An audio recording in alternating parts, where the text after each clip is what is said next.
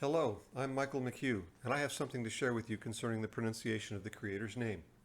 It's not a salvation issue, it never should be.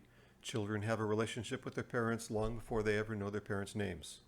That being said, I do believe we should want to know our Father's name. I wish I could present this information to you in person so that you could ask questions and we could have a conversation.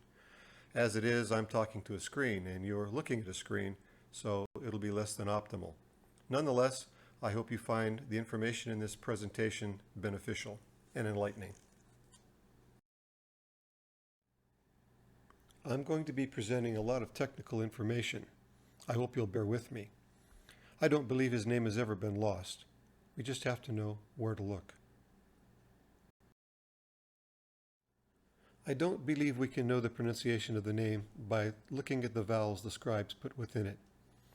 I think we have to look elsewhere.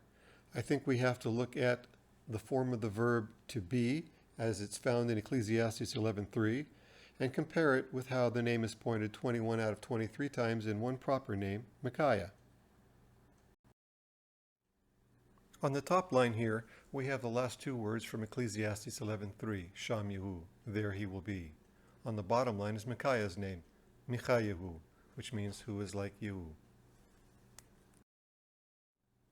My premise is this, that when put together, they point to, pun intended, a pronunciation of Yehu for his name. In English, we think of names as nouns. In Hebrew, names are quite often verbs. Take, for instance, the name Jacob, Yaakov. His name quite literally means he will take by the heel, meaning he will supplant. So also the name Yud-He Vav-He is a verb. So as we go into this, I'd like to cover real briefly the 7 Hebrew conjugations and their meanings. Pa'al, or kal, is simple active. Nifal, simple passive. Piel, intensive active. Pual, intensive passive. Hif'il, causative active. Hof'al, causative passive.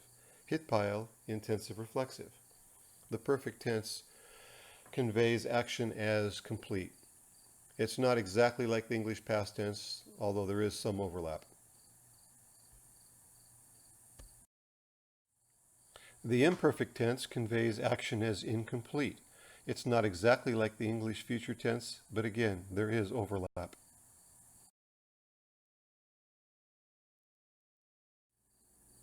Let's start in Exodus 3:14 and 15. And Elohim said to Moshe, I am that I am, Ehyeh asher Ehyeh. And he said, Thus you shall say to the sons of Israel, I am, Ehyeh, has sent me to you. And Elohim said moreover to Moshe, Thus you shall say to the sons of Israel, Yud-He Vav-He, the Elohim of your fathers, the Elohim of Abraham, the Elohim of Yitzchak, and the Elohim of Yaakov, has sent me to you.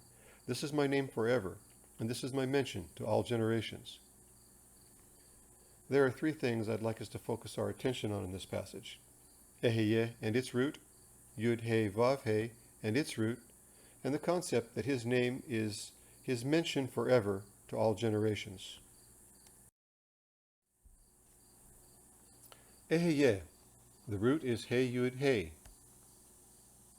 The definition is to be, to exist. It is a kal imperfect first person singular, meaning I will be, I am. This is the only place in the Tanakh where Ehyeh is used as a name of the Most High, and it appears 3 times in this text. It has a numerical value of 21, which will be seen as significant later. Aleph is 1, He is 5, Yud is 10, and He is 5 again, for a total of 21.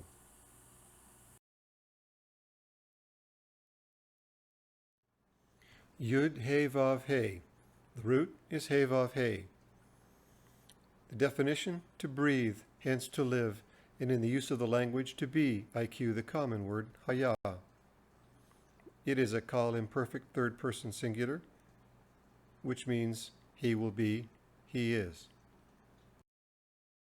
Here's a side-by-side comparison of the Almighty's 2 names in Exodus 3:14 and 15, Ehyeh and Yud-He Vav-He. Ehyeh is from the root He Yud He, It is a call imperfect first person singular, which means I will be, I am. It's the aleph at the beginning of the root He Yud He, which signifies I. Yud He Vav He is from the root He Vav He. It's a call imperfect third person singular, which means he will be, he is. It's the Yud at the beginning of the three-letter root He Vav He, which signifies he.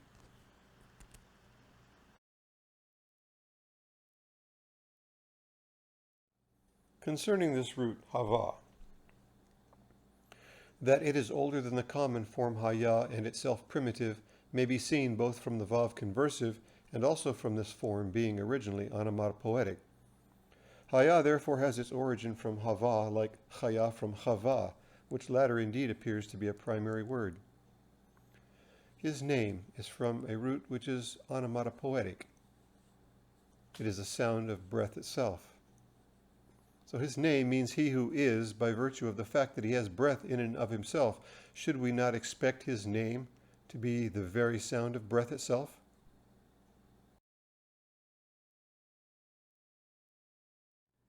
Back to the text.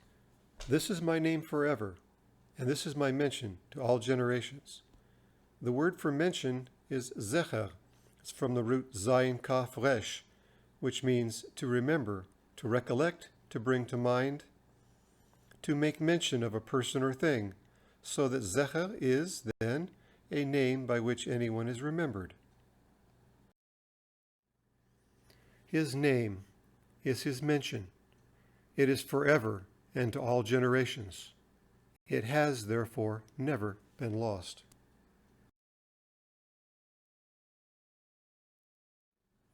Yehu spoke to Moshe, saying, Speak to Aaron and his sons, saying, Thus you shall bless the sons of Israel. Say to them, Yehu bless you and keep you. Yehu make his face shine upon you and be gracious to you. Yehu lift his face to you and give you peace. So shall they put my name upon the sons of Israel, and I will bless them. This blessing is to be spoken over the sons of Israel. It is a verbal blessing, and the name is part of that blessing. Therefore, the proper pronunciation of that name is extremely important.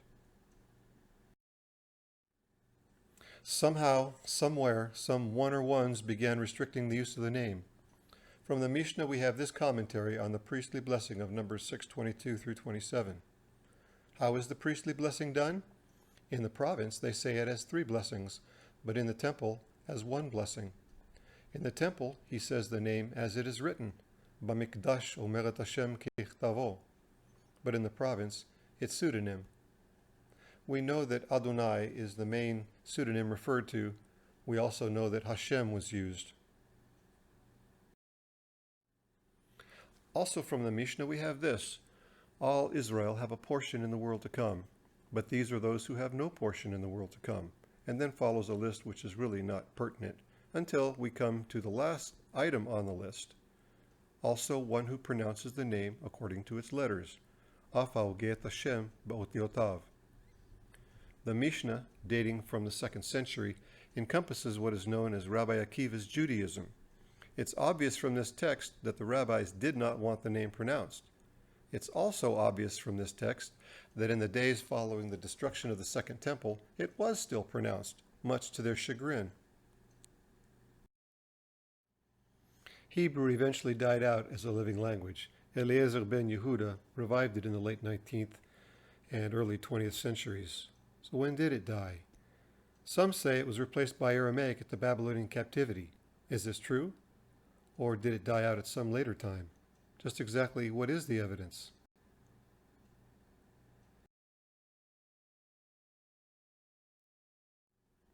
From M.H. Siegel's Grammar of Mishnaic Hebrew, we have this. In conclusion, we must refer briefly to the linguistic trustworthiness of the Mishnaic tradition. Its trustworthiness is established by the old rule that a tradition must be repeated in the exact words of the master from whom it had been learnt. Chayav adam lomar belshon rabo. A man is obligated to recite in his rabbi's tongue. This rule was strictly observed and was in fact the basis of the authority of the oral law. This rule makes it certain that, at least in most cases, the sayings of the rabbis have been handed down in the language in which they had originally been expressed. The Mishnah, written almost entirely in Hebrew, is certainly proof that Hebrew was still the language of Israel at that time. Mishnaic Hebrew, was known as a spoken language in Babylon in the 4th century CE. From another perspective, John Parkhurst has this to say. First, prejudice apart, is it probable that any people should lose their native language in a captivity of no longer than 70 years? Secondly, it appears from Scripture that under the captivity, the Jews actually retained not only their language, but their manner of writing it, or the form and fashion of their letters. Else what meaneth Esther 8:9, where we read that the decree of Ahasuerus, or Artaxerxes Longimanus, was written unto every province according to the writing thereof, and unto every people after their language, and to the Jews according to their writing, and according to their language. Thirdly, Ezekiel, who prophesied during the captivity to the Jews in Chaldea, wrote and published his prophecies in Hebrew. Fourthly, the prophets who flourished soon after the return of the Jews to their own country, namely Haggai and Zechariah, prophesied to them in Hebrew, and so did Malachi, who seems to have delivered his prophecy about 100 years after that event. Fifthly, Nehemiah, who was governor of the Jews about 100 years after their return from Babylon, not only wrote his book in Hebrew, but in chapter 13, 23, 24, complains that some of the Jews during his absence had married wives of Ashdod, of Ammon, and of Moab, and that their children could not speak Yehudit, the Jews' language, but spake a mixed tongue. But how impertinent is the remark, and how foolish the complaint of Nehemiah, that the children of some Jews who had taken foreigners for wives could not speak pure Hebrew if that tongue had ceased to be vernacular among the people in general 100 years before that period. Sixthly, it is highly absurd and unreasonable to suppose that the writers of the New Testament used the term Hebrew to signify a different language from that which the Grecising Jews denoted by that name. But the language which those Jews called Hebrew after the Babylonish captivity was not Syriac or Chaldee, but the same in which the law and the prophets were written. Lastly, it may be worth adding that Josephus, who frequently uses the expressions ten Hebraion dialectan, the Hebrew dialect, glotan ten Hebraion, the Hebrew tongue, Hebraisti, in Hebrew, for the language in which Moses wrote, tells us that towards the conclusion of the siege of Jerusalem, he addressed not only John, the commander of the Zealots, but tois palois, the Jewish multitude who were with him, Hebraizon, in the Hebrew tongue, which was therefore the common language of the Jews at that time, i.e., about 40 years after our Savior's death. On the whole, I conclude that the Jews did not exchange the Hebrew for the Chaldee language at the captivity. MH was known as a spoken language in Babylon in the 4th century. Hebrew was originally written without vowels. While the language remained a living language, they were simply unnecessary. As the language fell into disuse, however, it became more and more necessary to preserve what was considered to be the authentic reading of the sacred texts, so a system of vowels, accents, and cantillation marks was developed to aid in the reading and chanting of the Tanakh. It is true that there is no historical account of the date of this vocalization of the Old Testament text, yet we may at least infer from a comparison of other historical facts that it was gradually developed by Jewish grammarians in the 6th and 7th centuries AD. I think Menachem Mansour is more correct as to the date when he says, "When Hebrew had ceased to be a spoken language, several systems of vowel signs were invented by Jewish grammarians to help the public read Hebrew accurately. Our present system was probably adopted during the 9th or 10th century AD and is known as the Tiberian, developed by Jewish scholars of Tiberias in Palestine."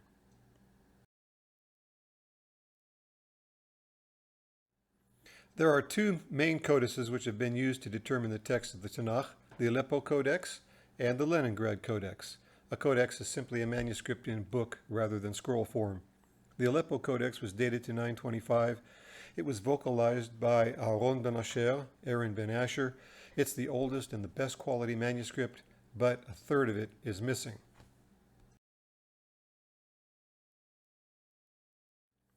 The Leningrad Codex was dated to 1010. It was corrected to a Ben Asher manuscript. It's the oldest intact, complete edition of the Hebrew Bible. Most modern printed Hebrew, quote, Old Testaments take it as the official Hebrew Masoretic text.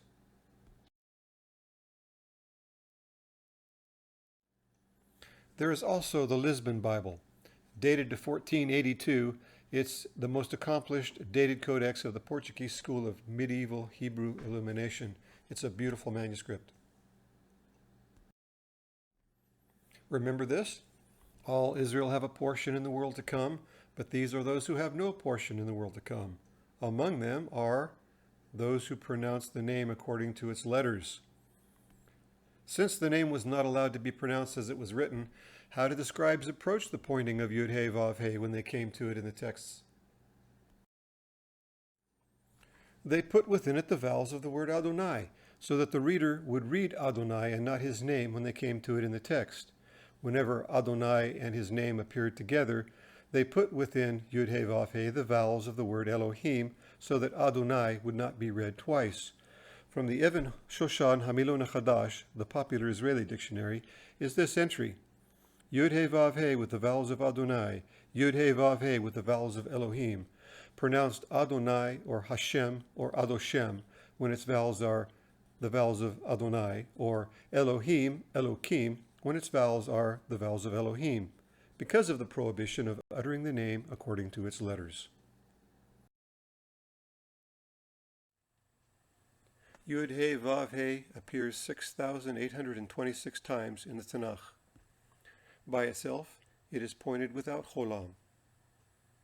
By itself, it is pointed with cholam at least 50 times in the Aleppo Codex itself.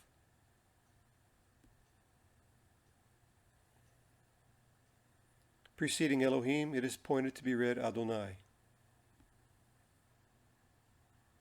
Preceding Adonai, it is pointed to be read Elohim. And following Adonai, it is pointed to be read Elohim. There is one exception to this. In Ezekiel 28:22, where Yud He Vav He follows Adonai, and where we would expect it to be pointed with the vowels of Elohim, it is instead pointed with the vowels of Adonai, so that if one were to read it according to the tradition, he would be reading Adonai, Adonai, which is not according to the tradition. This has led some people to believe that Aaron ben Asher unconsciously put the correct vowels into Yud He Vav He.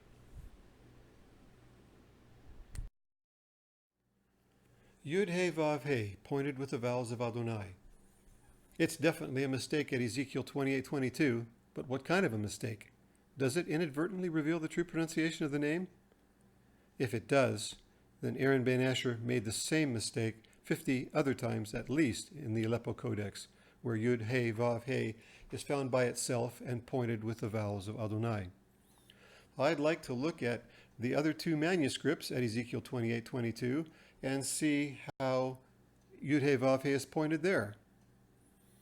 In the Leningrad Codex at Ezekiel 28:22, Yud He Vav He is pointed with the vowels of Elohim. In the Lisbon Bible at Ezekiel 28:22, Yud He Vav He is pointed with the vowels of Elohim. So at Ezekiel 28:22, Yud He Vav He in the Aleppo Codex is pointed with the vowels of Adonai. In the Leningrad Codex, it is pointed with the vowels of Elohim, as it is in the Lisbon Bible as well.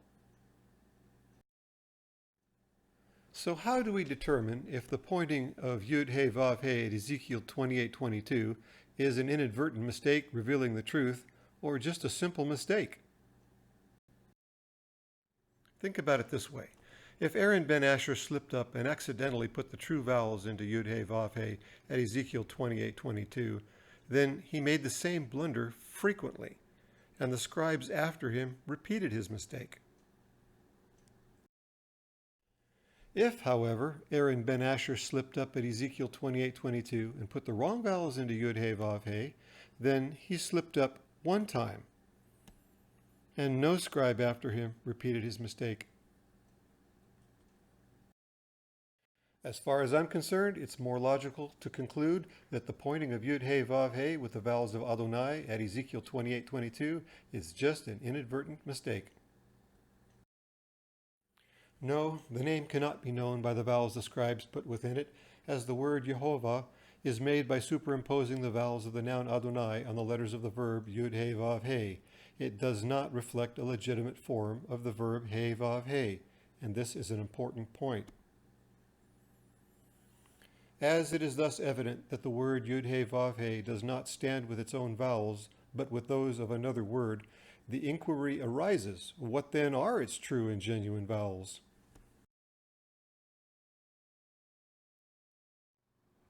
In order to answer that question, I believe we have to see how Yud He Vav He appears when it's part of a man's proper name, and when it is, the final He always disappears. And so we see it as Yeho at the beginning and middle of proper names, often shortened to Yo.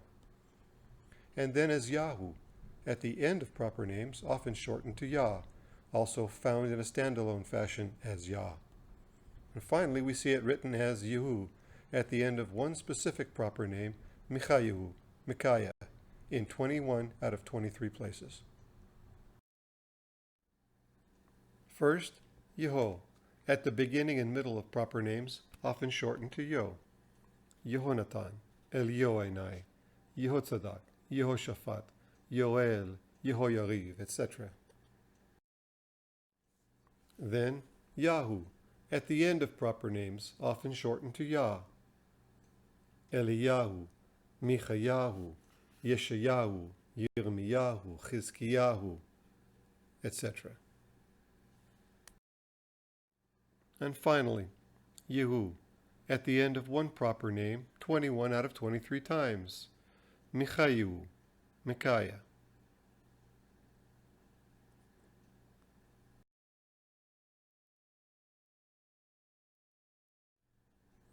So we see three distinct, yet seemingly related pointings of his name in the Hebrew text.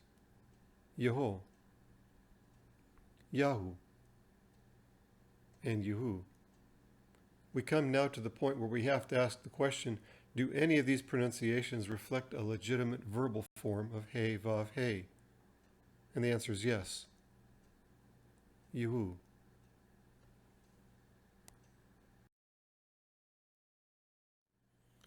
That form is found in the text of Ecclesiastes 11:3, where we read, "If the clouds fill up with rain, they empty upon the earth, and whether the tree falls to the south or to the north, in the place where the tree falls, there it shall be." The last two words of the Hebrew text are Sham Yehu, there he will be, literally, because tree is a masculine word. From Benjamin Davidson's Analytical Hebrew and Chaldee Lexicon, we have this breakdown of the word Yehu in Ecclesiastes 11:3. It is a kal future, third person, singular masculine, from the root He Vav He. The meaning is, of course, he will be. This is extremely important, as we have here a form which reflects the meaning of the name precisely and is also seen at the end of Micaiah's name. This section of Ecclesiastes is missing from the Aleppo Codex, and it's not very pretty in the Leningrad Codex, so I thought I'd show it to you in the Lisbon Bible. Here it is, Sham Yehu. Much more significant to me than the mistake Aaron ben Asher made at Ezekiel 28:22. So here again, on the top, we have the last two words from Ecclesiastes 11:3, Sham Yehu, there he will be. And on the bottom, we have Micaiah's name, Michayahu. You can see it, can't you? Let's take away the Sham, the accent, and the final aleph from Sham Yehu, and the Micha from Micaiah's name, and that leaves us with a common denominator of Yehu.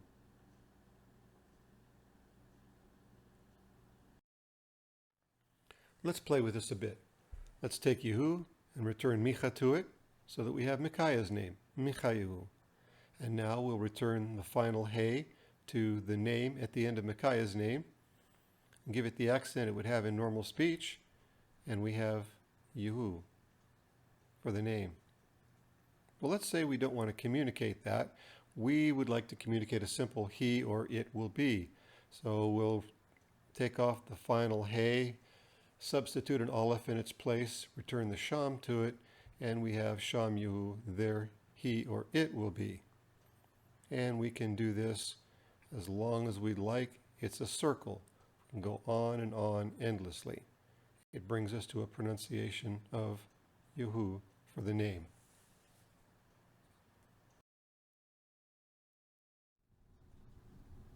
Let's see it again from another perspective. Starting with sham yuhu, first we remove the sham, then the aleph, and the accent from yuhu.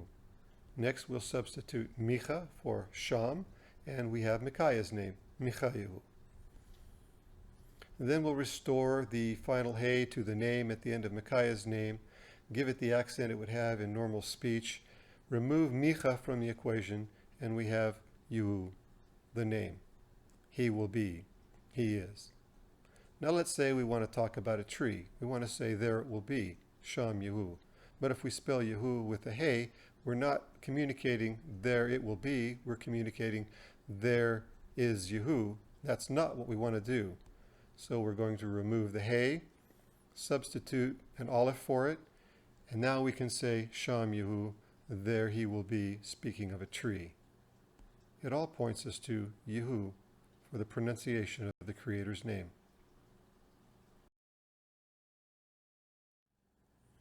A grammatical evaluation and comparison of yuhu in Ecclesiastes 11:3 with yuhu at the end of Micaiah's name reveals that they are identical. They are both from the root hey vav hey. They are both kal imperfect third-person singulars, and they both mean he will be, he is.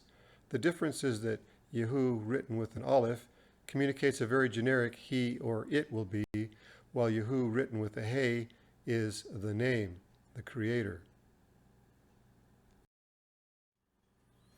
What I find extremely interesting is that the normal form of the name at the end of a man's name is Yahu. There are 57 names in the Tanakh, 750 times where the name is pointed Yahu. Micaiah's name is one of those. So it's extremely unusual that in this one name, 21 out of 23 times, the name Yahu is found as Yehu. Let's give this some perspective. In 57 names, the name is pointed Yahu 750 times at the end of it, including Micaiah's name. But in that one name, Micaiah, we find the name pointed Yehu 21 out of the 23 times that it appears. Each group here represents a name and the number of times it appears in the Hebrew Scripture. You can see the green is Micaiah's name, where Yud He, Vav He is pointed as Yehu. Twice it is pointed as Yahu. You've got to ask yourself, why? Here's what I think. It's common knowledge that the rabbis did not want the name pronounced, but I don't believe they wanted to eradicate the knowledge of it entirely either. So they changed it in men's proper names and hid its original pronunciation 21 times in one name and one name only. I believe they were associating the 21 instances of the pronunciation Yehu in Micaiah's name with Eheyeh and its numerical value of 21 in Exodus 3:14 and 15. Since Eheyeh and its numerical value of 21 is associated with Yud He Vav He in Exodus 3:15, so are the 21 instances of Yehu in Micaiah's name to be associated with it. And I believe the name Micaiah was chosen to bear this distinctive honor because it means who is like Yehu. It draws attention to him. And as we have seen, Yehu is a legitimate verbal form communicating he will be. I have one further observation to make. In each instance where Yehu is represented as Yeho, it's at the beginning of the man's name. The first syllable, Ye, is the authentic one. In each instance where Yehu is represented as Yahu, it's at the end of the man's name. The last syllable, Hu, is the authentic one. Perhaps it contains a riddle? Yehu, the first and the last, the beginning and the end. And that concludes my presentation. Yevarechecha Yehu v'yishmocha. Yair Yehu panav alecha v'yichuncha. Yisa Yehu panav alecha v'yasem lecha shalom.